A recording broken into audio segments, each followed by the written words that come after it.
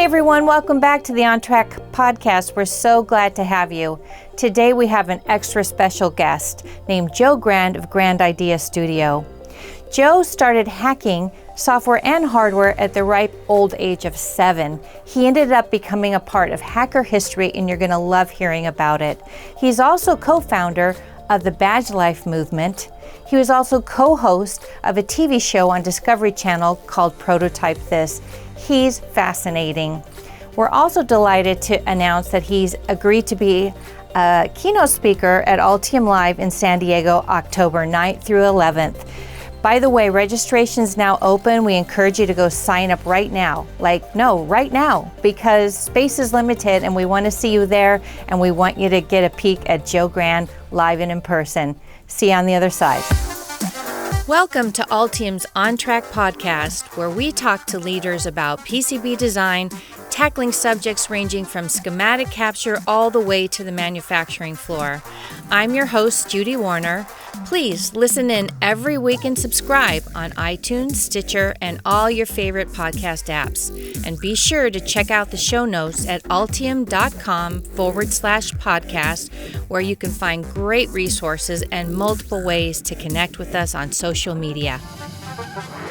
Well, good morning, Joe. It's so great to have you. I'm really excited to hear your story and have you share it with the OnTrack audience. Welcome. Yeah, thanks for having me. Well, why don't I don't know. I was going to say share a brief background, but I don't think that's possible with you because you've had at least 9 lives. So why don't you start there about your background and all the things you've done?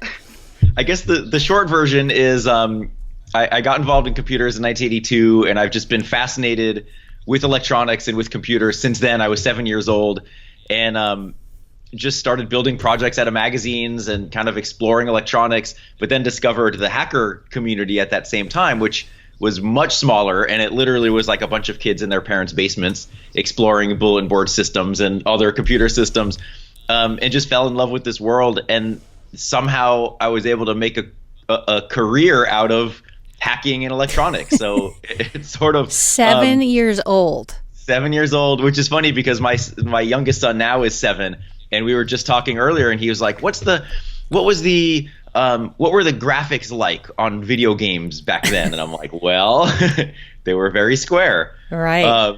But it was just a different time. You know, home computers weren't in everybody's home yet. If you had a computer, you were really lucky, and it was just something that I just fell in love with. You know, it's like I tell the story where, you know, kids are asked, like, what do you want to be when you grow up? And they say, oh, I want to be an astronaut or a policeman or whatever. And I said, I want to be an engineer. And it's like, what 7-year-old says that? Right. And not much has changed since then. It's funny. You know, I've been involved in lots of projects and different groups and different things, but that passion of designing things and kind of having an idea in my head and then creating it hasn't changed, you know? And it's like, it's pretty wild to see with all these different changes in technology. It's like there's still something really cool about just being able to create something. Right. I think that's a common theme among purely, you know, people that came out of the womb that way. Yeah. They never lose that passion, right? And there's really nothing else I know how to do. You know, it's like I can use a computer and go running. I guess those are the two things that I pretty much do. That's great. Well, and raise kids. Yay. We need good kids in the world. That's right. So along your journey, among many things that you did, you ended up being a co-host on, I think, Discovery Channel's program called Prototype This, or was it? Yes. It was Discovery Channel, Prototype right? This. Yep. And which was made by the same folks that made Mythbusters. Yes. And so tell us a little bit about that. And yeah, so that was a crazy story. That was sort of, we started filming in end of 2006 or 2007. And if you think back then, you know, the maker community, as we hear about now with like Arduino and all these platforms to build on and develop with, those were just starting to come out. So it was a very early time in that community. And the TV show sort of started because the production company was the same production company that made Mythbusters, and they're like, all right, let's let's see if we can come up with some relevant show about engineering and not just testing and blowing things up. And they really wanted to follow the real life engineering process of building projects, which was a perfect time because that maker community was starting to happen.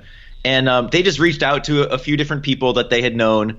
And I was the last one to be picked because the other guys were like, well, we need an electronics person to sort of supplement. They had like a machinist and a material scientist, and Zaz, a good friend of mine, is doing software and robotics. And I was the guy that sort of tied other, the stuff together.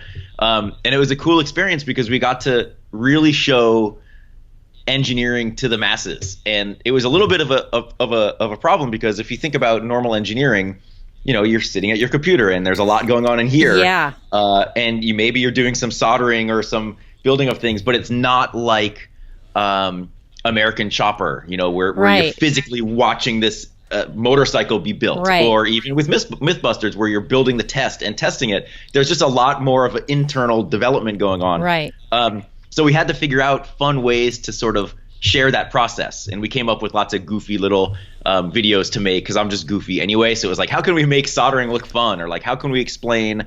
I don't know if I have anything on my desk, but like how do we explain some technical concept to my grandparents, right? Like that was sort of the thing because we're hitting an audience outside of our engineering bubble, right? And that was fun. So it was really like the whole premise was 4 engineers building ridiculous prototypes. So it wasn't small things; it was giant. Actually, I do have the DVD here. Let's giant see it. 10-foot giant boxing robots that would move based on the players moving outside the ring. We had accelerometers and all sorts of crazy pneumatics for those. We had a 30-foot water slide, computer controlled water slide simulator that you'd sit in, and it would be like basically a never-ending water slide. So projects that had a little bit of reality to them, like could possibly be useful, but mostly we just wanted to build them because they were crazy. And here's like the DVD. Oh, there you are. And I feel so young on there. But these are out on eBay for like $5 or something. So I always buy them and give them out to like all my friends who have kids. I'm like, get this. And it's available, on different areas of the internet. You can see it too. And my whole thing is like, I just want people to watch it. I don't care how they get it. I just want people to watch it because even though it's now 10 years old, the process is still relevant. That's never going to change. Right. The things we build and seeing the failures and the testing. And this is actually with Prototype This was the first time where we had all of us, and like I'd have different labs before then in my house and stuff, but this was the first time where we really had a space to build specifically for building projects. And one of the cool things we got to do, because being on TV, it was like sometimes you'll notice on TV shows you'll see like product placement, right? Sometimes subtle, but sometimes way more obvious. And so what the producers like to do is talk to vendors that they think we would want to work with. And so they basically said, if you have a dream lab, who would you want to contact to see if we can get what are called trade outs? So basically a deal of using the equipment in exchange for logo placement and all that stuff, which is like, I'd never heard about that before. And I'm like, well, I want to use this piece of equipment and this. And of course, I design circuit boards. I want to use Altium. And it was like, because I had used Altium, I started with Easy Tracks back in the day, and then Auto Tracks like in DOS, and back when it was Protel, and then sort of moved my way with trial versions of Altium Designer. And this was the first time it was like, let's actually use the tool for real and like get all of the features and everything.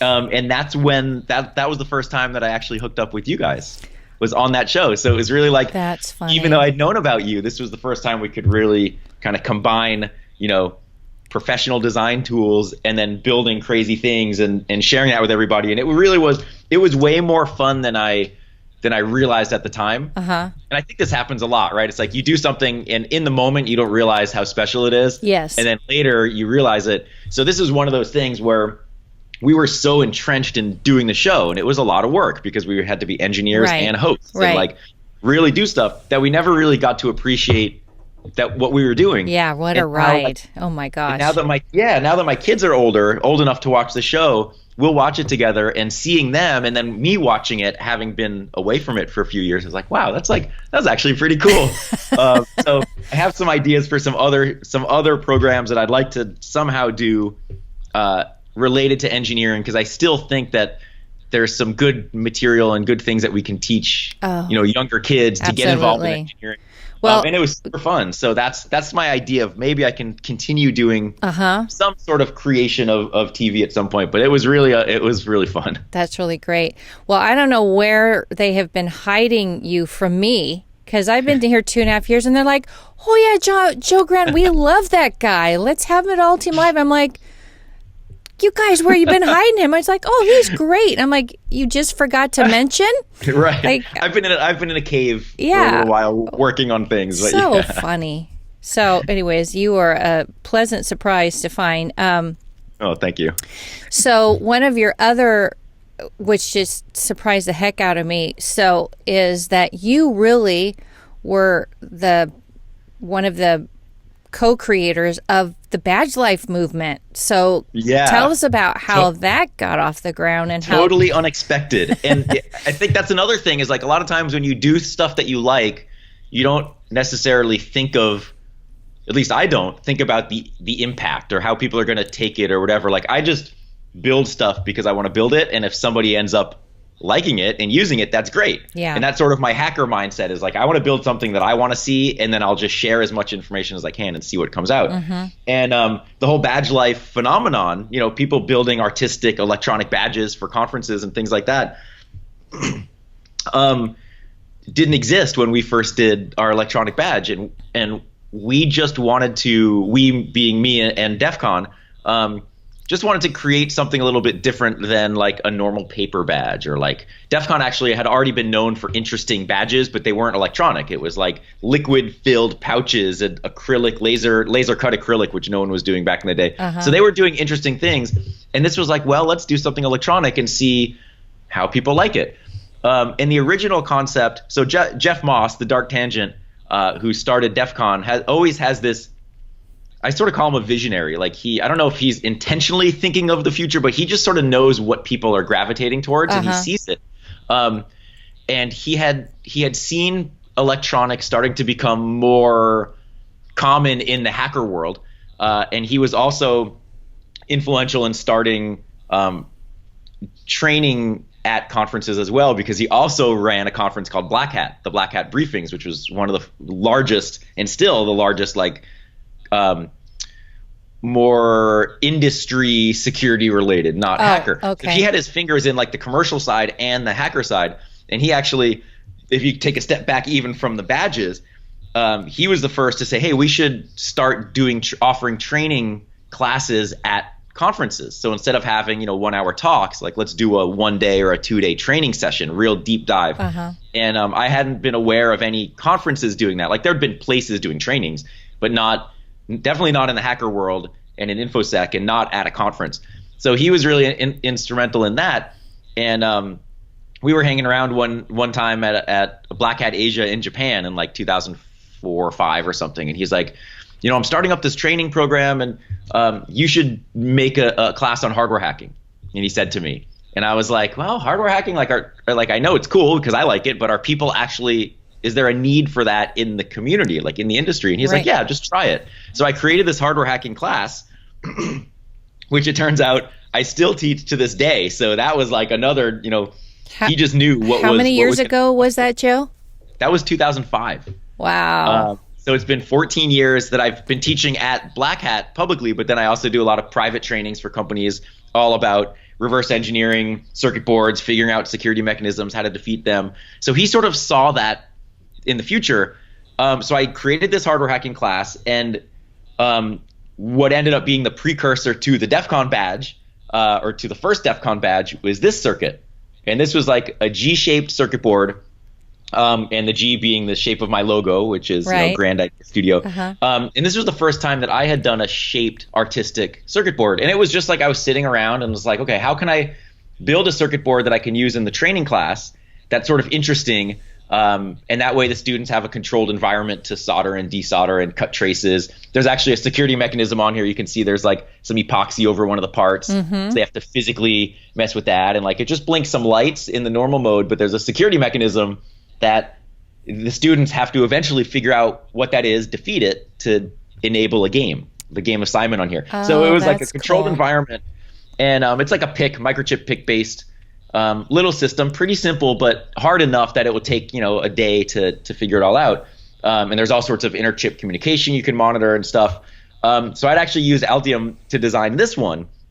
And there was a script, I think it's called like PCB graphic import or something, some script that somebody wrote for Altium, and you could use that to load in, raster images and everything. So this was the first time I didn't know what it was going to turn out looking like, and it actually turned out pretty cool. So through that Black Hat training class, Dark Tangent was like, hey, you should do something like this for DEF CON. And that's what sparked it. It was just that one sentence where, wow, I don't put those things together. Like I don't really have a good sense of what is popular or what's coming or anything, but he just knew like trainings are good, and he knew that people would gravitate towards electronic badges. So he's like, let's just try it. And we did. And that was DEF CON 14, which was now it's 27 this year, so 13 years ago. And that was just a really simple PIC based circular badge in the shape of a DEF CON logo with two jumbo blue LEDs, blinking lights in different patterns, and then the PIC ICSP debug port on the back. And it was basically like, here's the design, or here's the board. In normal use, it works fine, but if you want to hack it, load up these tools, use the PIC kit, connect up to it, and change the code, do whatever you want. So we sort of had the badge, and then we had the badge hacking contest around it to see what people could do, creating something with the badge. And it just like blew people away. And at that point, DEF CON had 6,000 people, which is still big. Is that in the U.S.?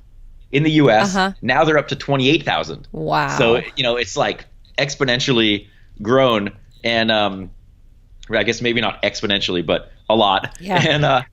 And so back then it was like, you had a percentage of people that really were attracted to the badge and started messing with the badge. And that eventually over, a few years, we made a few more badges. I worked on DEF CON 14 through 18, so the first 5 years. And within that time, other groups started making unofficial badges.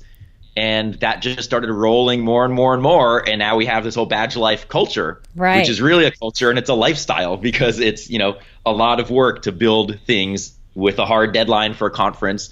And it's really taken on a life of its own, which is amazing to see, and it's like we had a part in it, but as everybody would create a new badge, that got rolled into the history of badge life, and it created this massive monster. So for the listeners, like, where can they go if they haven't already seen, say, Twitter? Where are some places they can go check out all the badge life crazy?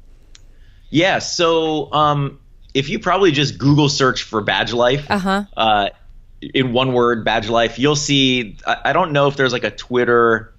There is a there is a Twitter hashtag. I know, because Is it badge life? Yes, badge life. Yes. So that's one. I'm bad at social things. Yeah. So I guess you could search for badge life on Twitter. There's a great article that Vice magazine did last year at DEF CON that's about the history of badge life and the phenomenon, and talking to older people like me and newer people doing it. And it's really cool to sort of follow this trajectory. And it's not going away, because the resources to develop hardware are so much easier than they were. They're so much more available now. Oh, yeah. People are getting really creative with the circuit board as an artistic medium, not just the shape, but different graphics and different ways of diffusing light through it. And it's really kind of cool. A lot of the badges are different variations of like blinky light things, but super artistic and really creative. And a lot of it is, for almost everybody, is just a passion project. That's so fun. It's an easy way. Yeah. Oh, yeah. So talk about that, because I've seen people doing that too, selling badges. Yeah. I think a lot of it is basically selling badges to make money to make more badges. So it's sort of this like no one's getting rich doing it. Yep. But people are definitely starting to collect them, and you'll see pictures of like, on somebody's wall, like filled with circuit boards and everything. And it's really it's a fun. It's a subculture of a subculture. That's right. Funny. It's like the hacker community is still sort of a subculture, and then you have the badge life, and it's really necessary. And I hope that people that get involved in badge life, some percentage of those people will end up being, if they're not already, professional engineers or doing something creating the next, big project or something like that. I So always it's call things like great. this gateway drugs, right? This is Yes, it's kind of a gateway exactly. drug, right? You can Exactly. try it It is. and you will immediately know if you have Yeah, the you'll know if you knack. like it or you don't. Right. Exactly. Yeah. Yeah. It's like first badge is free. Right, And exactly. so it's been an interesting journey. That's amazing. So I felt really lucky because I got to see your badge for Defcon China before it came out, and I kept it under wraps. But talk about that badge, because that was really a grand ordeal that you just did recently.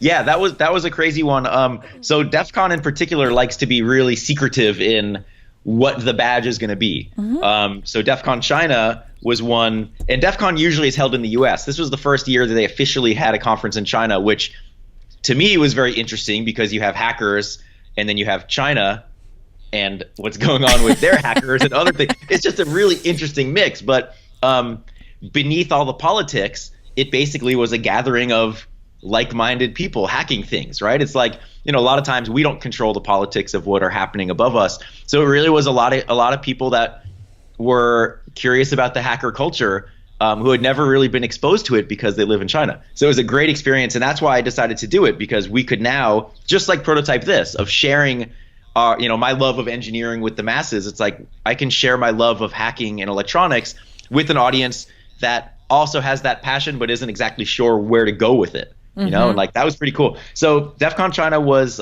when was that? March? It April, was May, June. I don't know. It was I don't know. recently. Yeah, within the last This couple whole of year has months. been a blur. I know. Yeah, doing the two DEF CON badges have been total blur. So the concept for this one is it's basically a tree and it's flexible. So we're using flexible substrate, which is the first time I'd done any sort of flex circuit. And since I had retired from designing badges back at DEF CON 18, this was the first time I'd done one in 9 years. And I just wanted to do something not the same, not rigid, just something simple, but still a little bit different at the same time. And this is where I actually learned using Altium of like the teardrop function. Hey, Joe, for the people that are just listening and not watching, describe what you're showing. Okay. So yeah, this badge is a flexible substrate, a polyamide substrate with a white coverlay. So it's a little thicker than a normal flex board, but totally flexible. Looks like a piece of paper, in the shape of a tree. And the concept for this conference is because we wanted to build the community in China. Is you have 16 LEDs built into the roots of the tree, and then you have 16 LEDs built into the branches. And the concept is as you complete different tasks at DEF CON, you plug in the little FPC connector on the side, little flat, flex connector, into a little programmer, and that will enable one of your LEDs of the roots. So as you complete a root, then parts of the branch light up, and as you complete all the tasks, that lights up all the roots, and then all the lights do blinky stuff. So sort of conceptually simple. And this was the first time I actually had developed with an Arduino platform as well, where I've used Arduino for prototyping and things, but I'd never actually designed hardware for it. So on the backside, it's just a simple Arduino, which I thought was important because a lot of people say, especially professional engineers, are like, oh, Arduino, that's for kids, paint by number. And I say that too sometimes, but it really is not. Like it's for prototyping, it's great. For getting people involved in electronics, it's amazing. Right. Right. It like definitely the development is. environment's there, code resources are there. So hey, Joe, did you know that we're going to have, I don't know that I mentioned this to you, but Bob Martin from Microchip, he's going to be one of our, he's going to be at AltiumLive, so you'll get to rub elbows with that guy because he's deep in the weeds on Arduino. Yeah. And it really is a major, like that right after Prototype This came out is when Arduino really blew up, and like it's changed the way that people have designed with hardware, and it's awesome. Yeah. So I thought if someone's going to hack a badge, like let's start with Arduino, something really simple. And it also made my development easier because I didn't have a lot of time to do this. I basically had like a few weeks to do it. So I'm grabbing bits and pieces of code, using some of my old code, some of other people's sample code of things, and basically just hack together the whole functionality. But my favorite thing is just that it's flexible. And I didn't think this would be one of my favorite badge designs, but it actually is one of my favorites that I've done. And I wasn't expecting that. We thought it would just be like, let's do something really simple, flexible, whatever. But it ended up being a lot of work, but also really satisfying of like the final thing and seeing people use it and everything. So yeah, having a flexible, and then that teardrop function in Altium where it sort of adds the thickness from the pad to the traces. Like I had no idea about that, but I was reading some document about designing in Flex, and it said you should add teardrops so you don't have cracks along the areas. And I'm like, well, I don't want to manually do that. And then I just end up searching like Altium teardrop, and sure enough, there's a function to do it. So it's like I've barely scratched the surface. Even though I've used the tool for so long, I've barely scratched the surface of what it can do. So that saved a lot, because it's like we had very, very few failures in the Flex because of that. And like that, you're always learning something new. Always, yeah. And so, and then didn't that plug into like a big tree on the grounds of the conference? Yes, that too. So the Defcon people running Defcon hired some artists to create this digital tree sculpture, which was inside this giant shipping container. And the thing there is you would walk in with your badge, you'd plug in your badge to this digital tree, and it would read your unique ID, because each badge has a unique ID. And if you are not already on the tree, it would visually you'd watch your little badge go up on somewhere onto the tree, and it would plant a leaf. That's on the tree. So cool. And then depending on how many lights you have lit up, like how many tasks you've completed, your leaf will have a different appearance. That's so fun. At the beginning of the conference, there was just a bare tree, and at the end of the conference, there were leaves all over it, and it sort of was a good way to kind of build a community of people realizing together they can plant a tree and grow the community. It's a good visual. It's a good visual.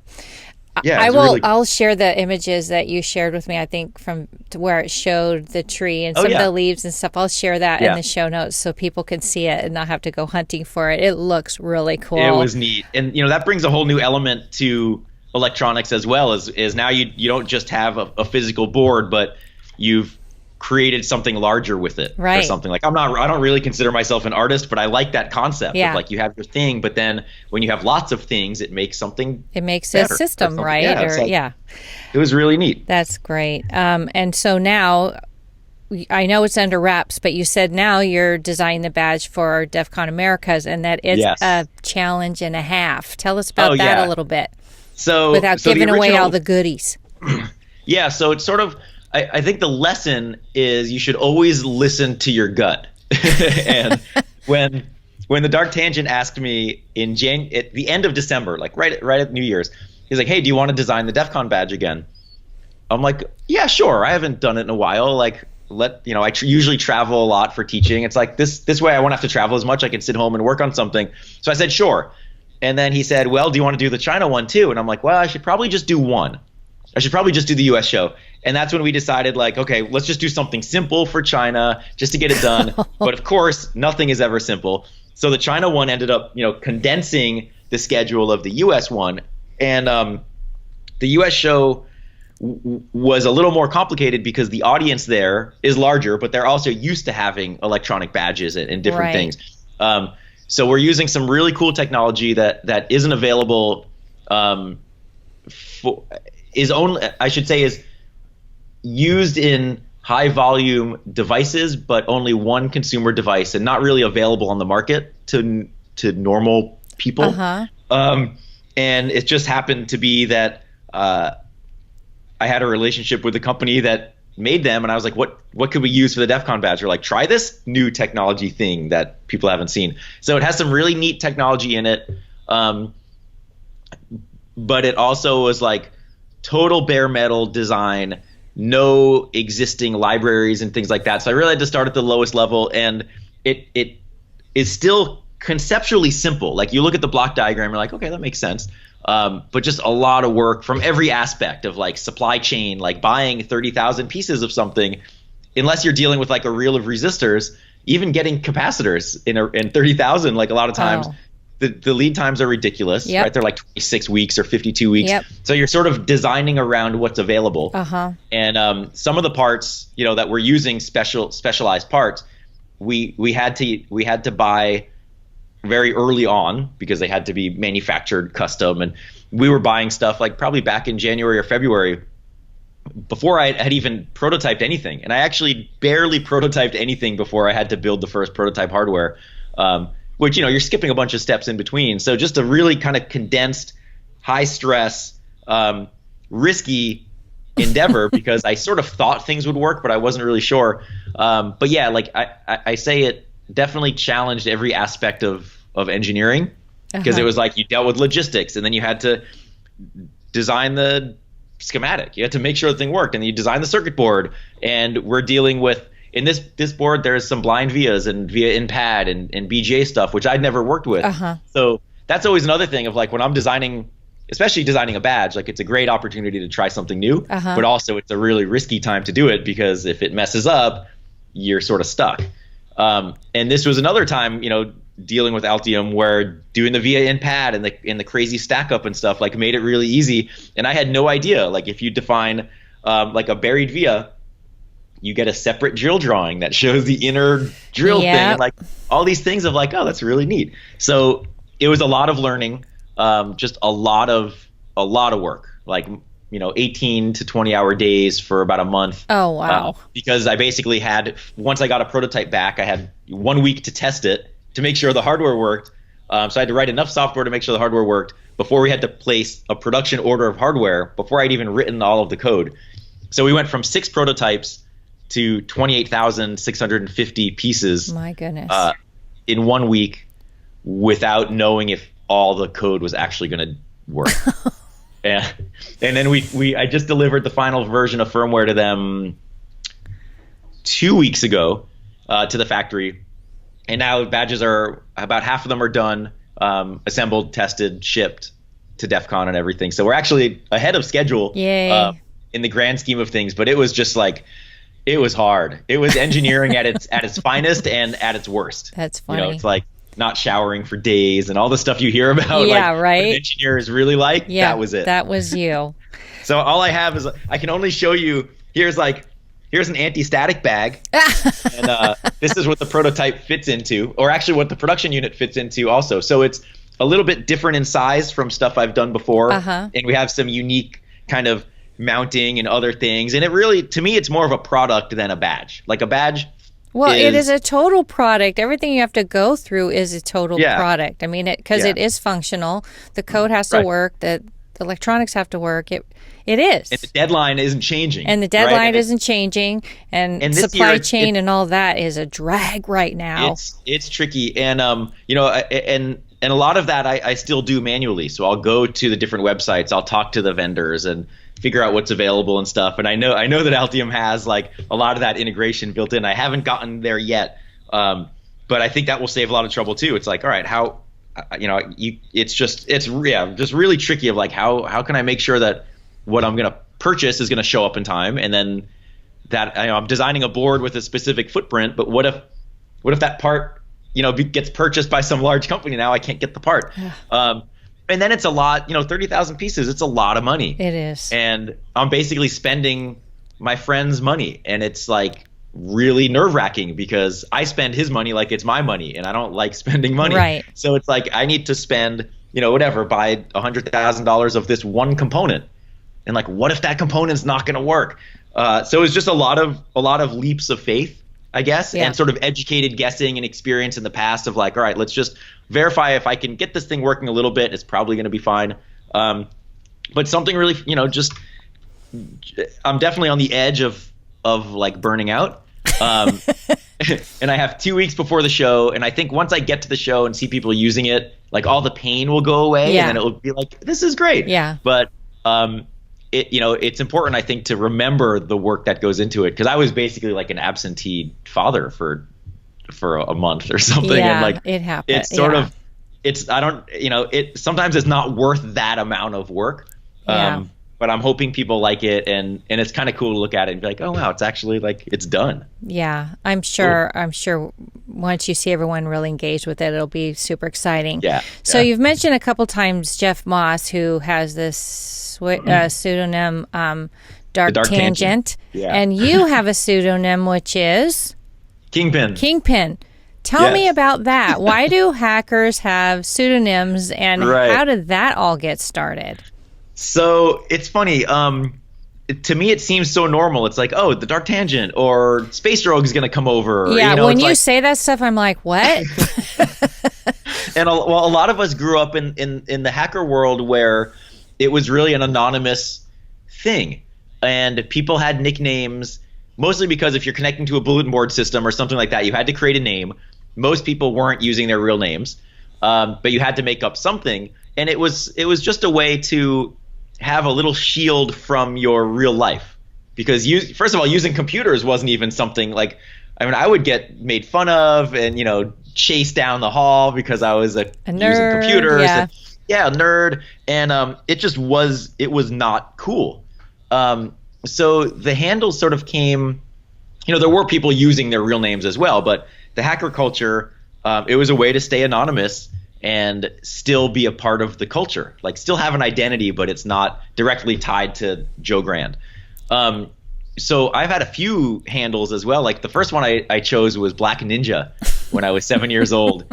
And which is funny because when my oldest son was about 7, he created some nickname for some game he was playing, not a video game, but like some game outside. And he's like, I'm going to call myself Black Ninja.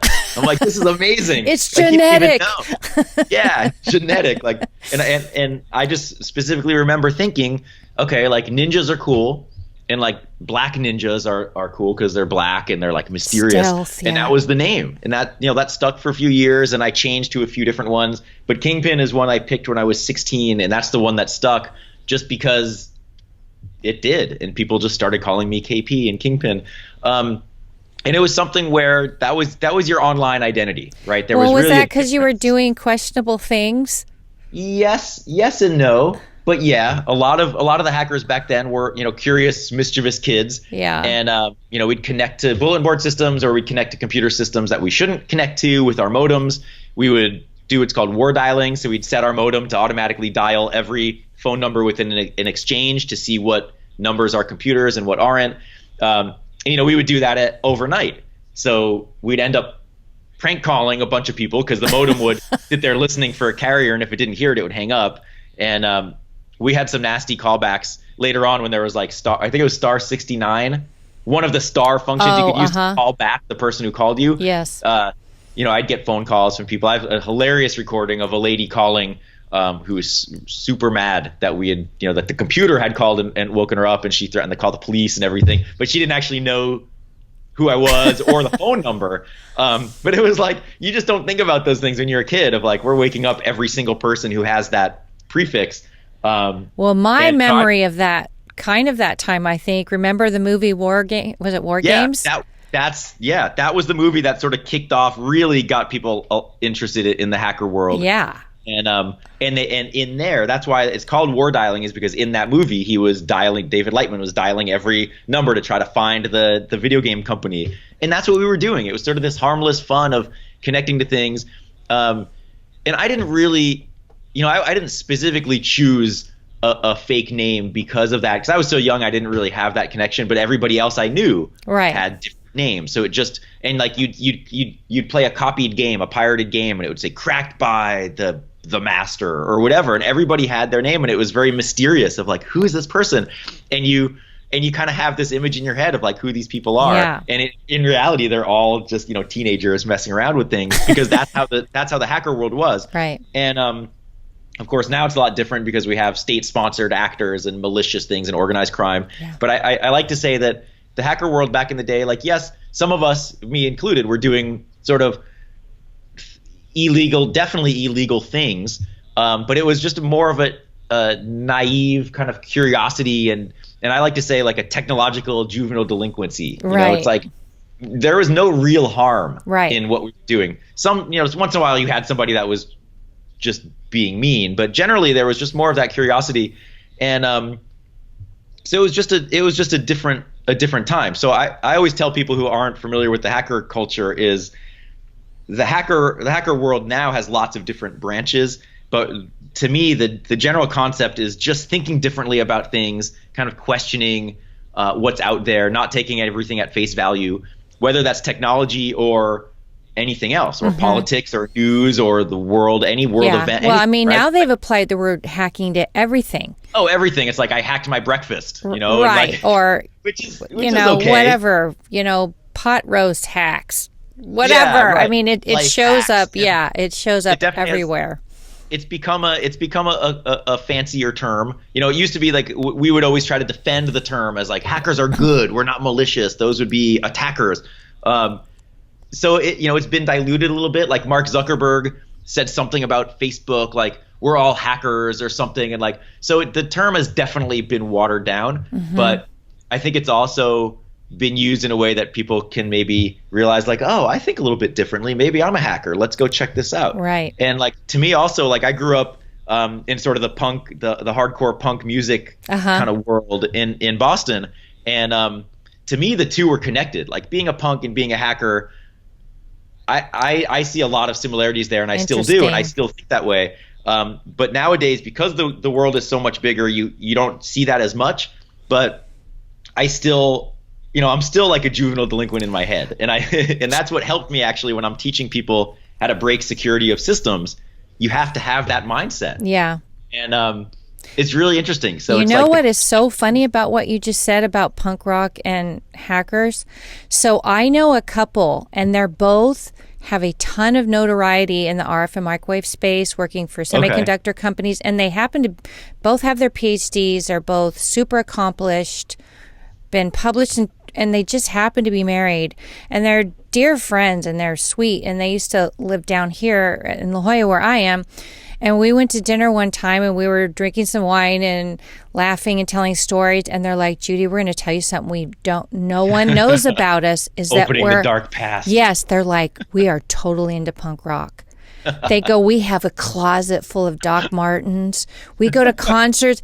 Oh my gosh, these are two like mainstream, straightest shooters you ever saw, and they have this closet life as punk rockers. And I was in hysterics. I could not stop laughing. Yeah, but I think there's something there. I mean, it really is like they go hand in hand. I personally think, and there should be more punks in the hacker scene, and there should be more hackers in the punk scene. So funny. And that's what forces change, I think. And like that, to think a certain way and question, like I still question authority and question why does Apple give me a laptop that I can't change the battery? Like fighting against stuff like that.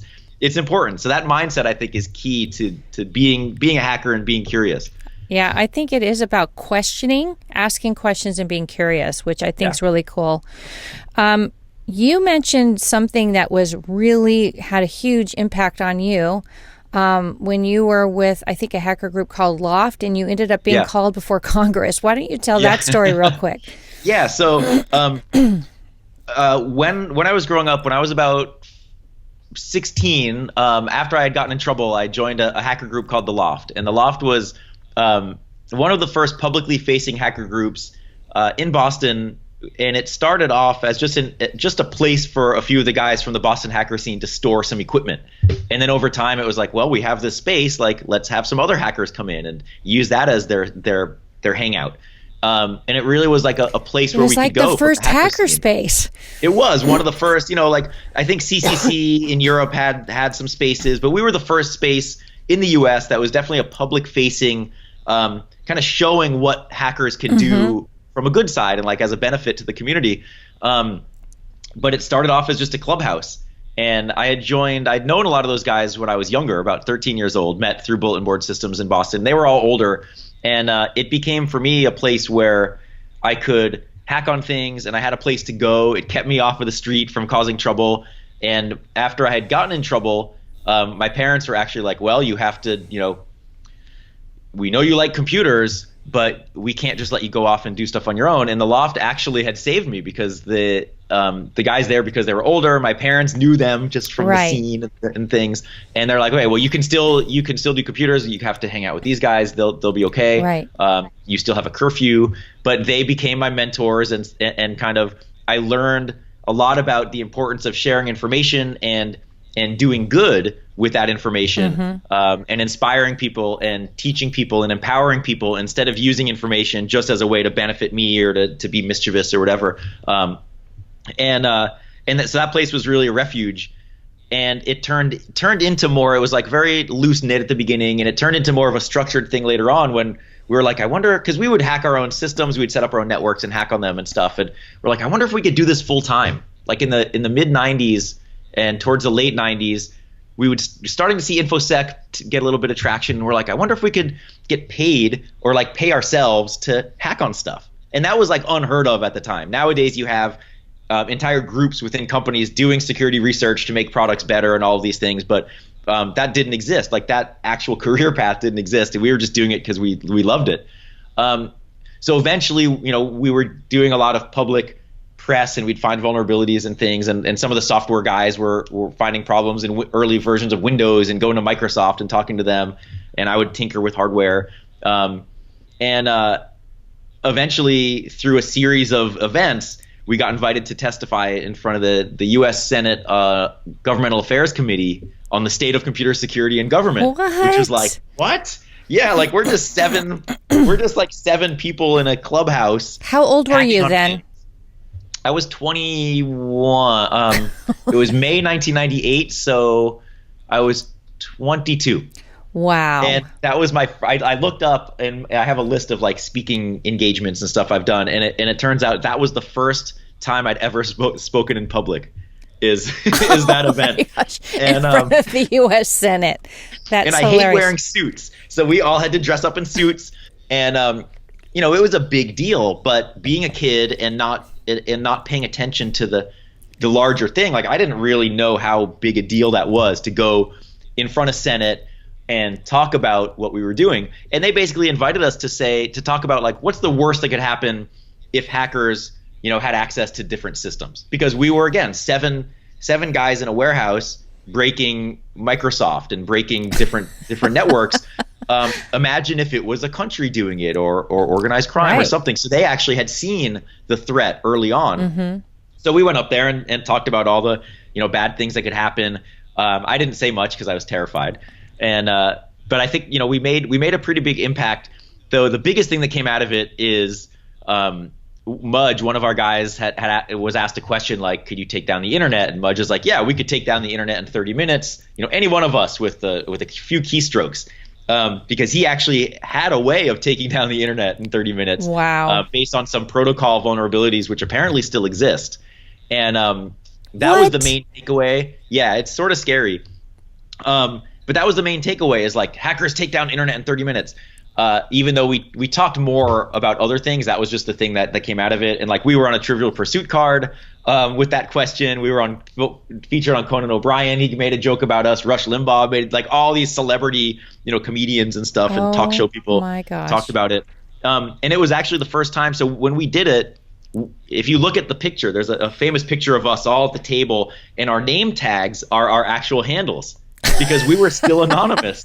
And at the Loft, there was a purpose for being anonymous, because we were finding vulnerabilities and we were sharing this information with the public. If the company wasn't responding fast enough to fix the problem, we would release it so the public could fix themselves, which is now called like full disclosure or responsible disclosure when you're working with a vendor. Mm-hmm. But there were no terms for it. We were just doing it because the vendor wasn't responsive, and we were pissing off a lot of people. So having that sort of umbrella of being anonymous was helpful.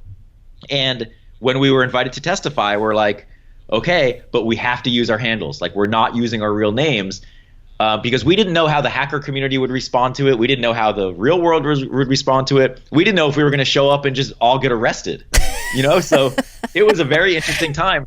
And we were the first group to testify in front of Congress that had fake names that were not in the witness protection program, which is cool. Oh my gosh. I'm going to find that photo. Do you know where that photo is? It's probably online somewhere. If you just search for L0PHT is how we spelled it. So if you just search for Loft Senate, you'll find stuff. And so that was a cool time of sort of sharing with the world what hackers can do from a good side and also from a bad side. Sort of the downside is nothing is ever, I think, things have gotten better because we do have security teams and we do have patches that come out for software patches and network fixes and things. But the landscape is way bigger because now you have way more people using the internet than you did in 1998. Way more people relying on it. So even as things get fixed, you still have a lot more vulnerabilities that haven't been fixed because there's just more stuff to hack on. So we haven't responded as a country or even as a world as best as we could. But it's a hard problem, and it's definitely not going away. That's amazing. Well, we're running short on time, but before we could talk for hours. This is so, your life is so interesting to me, and I'm sure our listeners too. But I'm delighted that you've agreed to join us at AltiumLive as a keynote speaker. Yes. And with you, you're bringing this amazing sort of worldview of a hacker and engineering, and how you're going to apply that. So can you talk about what your topic is, and just kind of tease out what you're going to be talking about at AltiumLive October 9th through 11th in San Diego? Yes. So something I really enjoy is having relationships with other people. And there's something really strong in maintaining relationships. And like, if I have a relationship with Altium that you guys have given to me, so I'm going to give to you, and that's how the world should work, right? Agreed. And it's the reason like I choose certain components when I'm designing products, because I have good relationships with those companies, or I'll use a certain board fab or assembly house instead of just doing some keyboard clicks and faceless something happening. Mm-hmm. So speaking at Altium to me is amazing because I use the tool and I get to speak to other engineers that use the tool, and it's like those are my people. Mm-hmm. And like a lot of times, especially for me, I sit in my office alone working on stuff, and I'm sure a lot of other people do as well. So to be able to go to a place where I can kind of share my story, and the talk really is about crazy projects and my experiences and some of my failures and tips of designing things, but to be able to do that to an audience that directly understands and appreciates that, because I'm sure all of them have had the same experiences or similar experiences and the failures and designing products. So it's like, to me, it's amazing to be able to go, and like it's an honor to go and kind of talk and share and just have fun and also go to the conference because I get to learn stuff about the tool. So it's a win-win, for me. Well, you talked earlier about community as you were talking about the Defcon China badge. Yeah. I'm really proud to be sort of the, figurehead of this conference, right? That when I first, when I first got here, they're like, Judy, can you start a conference in 2 countries real fast? And I'm like, but I'm like you, I'm sort of wired for relationships and doing work, in the context of meaningful relationships. And so to have worked with the team here to bring this community together, and this community is blowing up because we do really have that true sense of community where we help each other out, and it's fun. We'll be at this conference and like we'll be out, say, having a beer at night, and people will be by a fire pit with their laptops open, right? All doing something like, "Oh, how'd you do that, dude?" or whatever, and So, anyways, and I mean that's the cool thing is like we talked about. There's always something to learn. Yeah. And if you go into something hoping for that or wanting to learn something and sharing, it's like I'm really excited just so I can see like actual professional PC board designers, because like, yes, I design products, but I still don't consider myself an actual professional designer compared to, I think Robert's going to be there, who does his training on video training. Yeah, like that's mind blowing. So to be able to be around those people and maybe learn some things, and that's the thing. Like you go to a conference, any conference really, to be with your own type of people to learn something. Exactly. And it's like, and I'm not making it up. Like this is really what I like to do. So it's going to be really cool. And yeah, I'm excited about it. The talk should be a lot of fun and tell some good stories and stuff. So yeah, hopefully people will show up and also enjoy it. Well, Joe, our time is up, my friend. I'm sad. I think we could talk for like 3 more hours. I want to listen, but save some for AltiumLive. I'm sure you have some doozies. But thank you so much for joining today. It's been great to hear more of your stories. I've heard a little bit of it, but it's great to hear more of it in context. So thanks so much. Yeah. And thanks for having me. Yeah, and I'll see you in a few months. In a few months at AltiumLive. So thanks again, my friend, and we'll see you soon. And to our listeners, thanks again for joining today. Remember to like, subscribe, and tell us what you'd like to hear more about. And thanks for joining today. We'll see you next time. Until then, remember to always stay on track.